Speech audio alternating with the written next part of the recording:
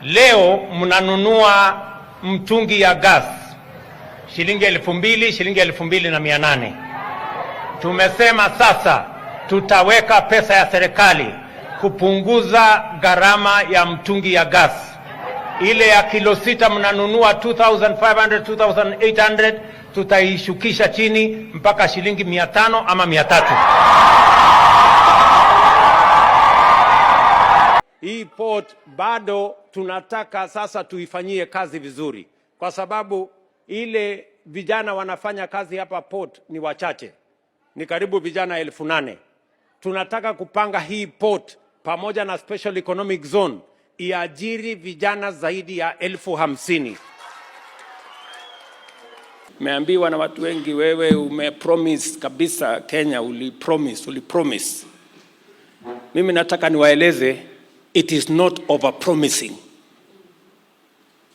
We are raising our ambition as a nation. Na nimekubaliana na Waziri Hassan Joho ya kwamba hapa Kilifi tunajenga fish landing sites zingine 3. Tunapatiana vijana ya beach management units grant, na tunahakikisha kwamba wakati tunaendesha uchumi wa sehemu hii, uchumi samawati, yani ile ya uvuvi, pia iwe katikati ya hiyo mpango yetu ya kubadilisha uchumi wa sehemu hii. Malindi hoye! Well, promises after promises. That has become the norm of President William Samoei Ruto. Day in, day out, in each and every function that he visits, in each and every area that he visits, promises and promises has become his norm. Actually, I think President William Samoei Ruto is the only president since the history of Kenya that has made more promises than he can fulfill. Does that make him a promising president? It is one thing promising, and it is another thing actualizing the promise. And as Swahili says, ahadi ni deni. Is he going to pay the debt of promise? When we say that the president is becoming a pathological liar, we are being told, no, he has not just delivered on the promise. So, at what point does a promise become a lie?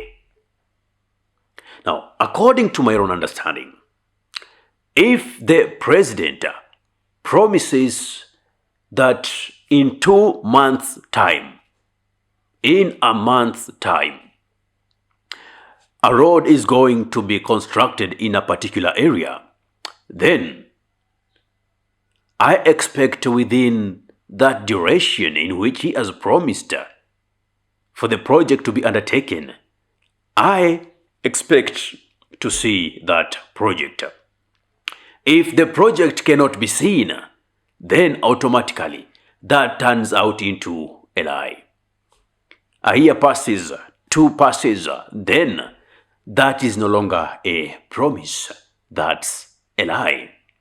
And it is one character that has been associated with our President William Samoei Ruto. But does he stop? He doesn't. I'll let you know about this. But before then, listen to another promise. Na nimekubaliana na Waziri Hassan Joho ya kwamba hapa Kilifi tunajenga fish landing sites zingine 3.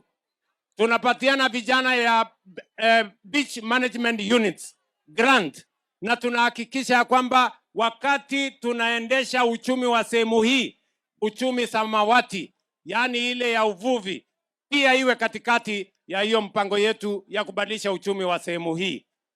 Malindi hoye! Well, that was in Kilifi, where he gave those promises amidst saying how the late former Prime Minister Raila Amolo Odinga sat with him together to unite this nation. But is Ruto really after uniting this nation, or is he after creating a narrative that would help him garner presidency? Then after that, go on with his deception. You know, I was so surprised that somebody like Francis Atwoli could say that the presidential term limit should be abolished and that the president should abolish it no matter what. Because simply he sees himself being there for over 20 years. And he says that the achievements he's made in Kotu wouldn't have been met if he only served for one term. You, the persons who are working in this trade union, what has Atwoli done such that you could appreciate and say, since Atwoli took the leadership of Kotu, this is what has been done? And that is what he wants President William Samoei Ruto to emulate and ignore every noise that will be made to the effect of abolishing a presidential term limit. Or rather, in that case, what has President William Samoei Ruto done to warrant him a second term? To warrant him be in leadership as long as it takes. In politics, nothing happens by coincidence. Everything is planned. It was just a rumor. It was just propaganda. Immediately after the elections of 2022 and towards the fight of the reject finance bill of the 2024, that the MPs, through the order of President William Samoei Ruto, were planning to extend a presidential term limit from 5 to 7 years. And people reacted into it. That notwithstanding, of course, they disputed, saying that that is not true. They are not planning anything of such a kind. Just the other day, we had President William Samoei Ruto speak about how countries that are successful have used dictatorship to make them successful, and we don't have that comfort here in Kenya. So, according to the president, dictatorship is a comfort. Meaning, he is something that he is envying. That is the kind of president that we have. So, everything Ruto does, unless you are someone who is so thick-minded, is so predictable. You could easily predict what is Ruto's next move in politics. For instance, right now, he is using the NYOTA fund to quote-unquote try to empower the youth. Have you questioned how much was disbursed from the World Bank? And have you questioned how much so far has been disbursed? How much is remaining in the accounts? Have you questioned this loan? What is the grace period of this loan before we start paying the principal amount? And during this grace period, what is the overall percentage per year that is paid of the total principal amount? And how long, how many years are we going to take as a country to pay the principal amount that was taken as loan from the World Bank. Have you questioned yourself? Now, Ruto knows so well that the youth are lacking jobs. Now, we have short-term solutions and we have long-term remedies.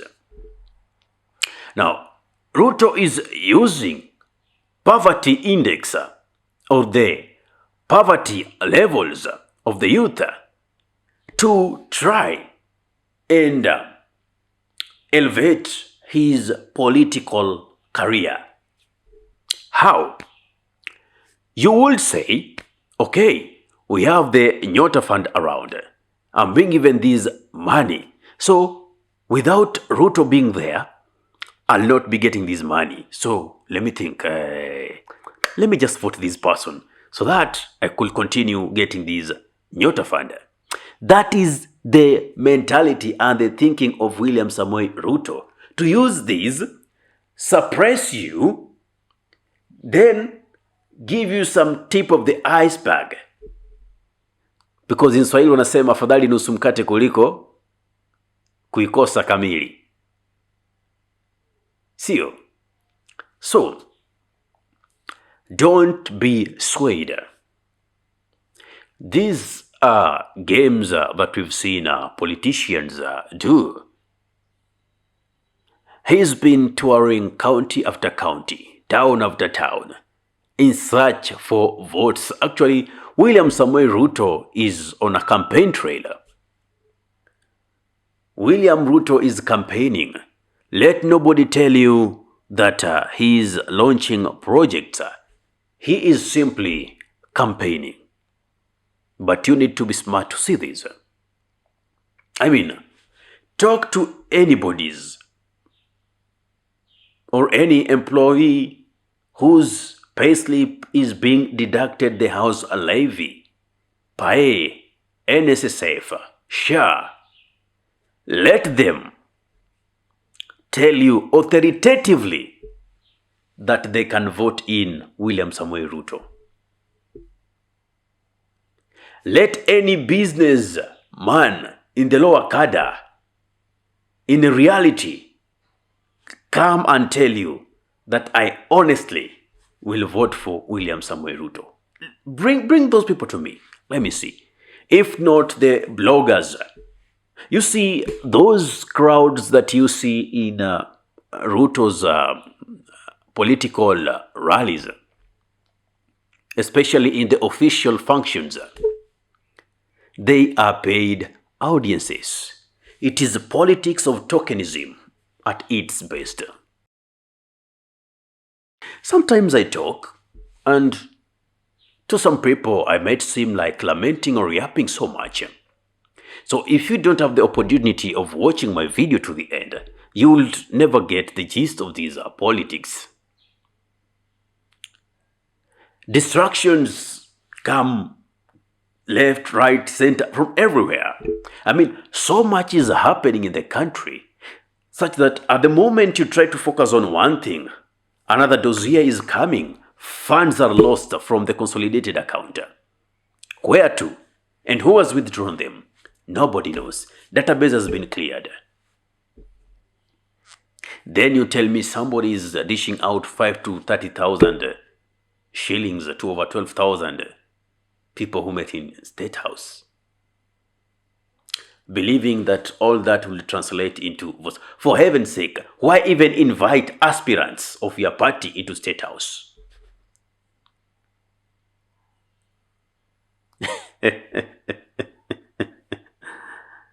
I mean, it's crazy, right? Just to create this narrative that the ruling party is enjoying the majority support within the nation. Now, there is this narrative also that the opposition is giving us, and we should not be comfortable with it. First, the issue of the government planning to rig elections in 2027. Second, gearing people to be ready for demonstrations should there be anything of the sort. I mean, you're already trying to tell us that you've given up. You're already trying to tell us that The only solution we have is to go to the streets. I mean, why don't we just that very day mobilize, make sure people are voting, and let it be a vote to vote out William Samoei Ruto out. That again takes him back to the drawing political table and ask myself, do we really have an opposition, or somehow there is an agreement with the ruling party? Because at the end of the day, politics is about interests. Tell me, what's your take? What do you think? Am I just overthinking? Give me your take in the comment section below. If you love content of this nature, kindly subscribe and press the notification button. So anytime that we are live or we upload content of this nature, you'll be the very first person to be notified. Ahmed Ghalib is my name for the Unscripted Talks here in Dub Radio. Assalamu alaikum warahmatullahi wabarakatuhu. Kwa timba kali za Afrika, Dub Radio ndio mpango mzima.